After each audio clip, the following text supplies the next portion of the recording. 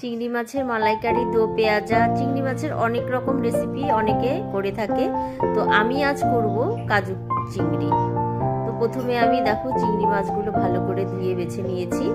এরপর টমেটো, কাঁচা লঙ্কা, পেঁয়াজ, 4 কোয়া রসুন, একটু আদা আর কাজু নিয়ে নিয়েছি। এবার আমি মাছগুলোকে হালকা একটু ভেজে নেব। মাছগুলোকে কিন্তু ভালো করে ভাজতে হবে না, কারণ শক্ত হয়ে যাবে।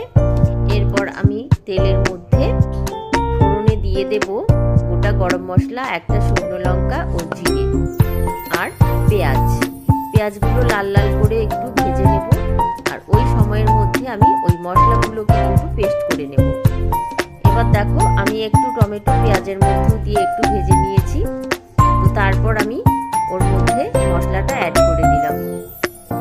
মশলাটা ভালো করে কষাতে হবে, কষিয়ে নিয়ে অল্প জল দিয়ে দিলাম। এবার জলটা ফুটে উঠলে আমি মাছটাও অ্যাড করে দিলাম। নামানোর আগে আমি একটু ভাজা জিরে গুঁড়ো আর ধনেপাতা অ্যাড করলাম। তো আমার এই কাজু চিংড়িটা তোমাদের কেমন লাগলো অবশ্যই কমেন্টে জানিও। ভালো লাগলে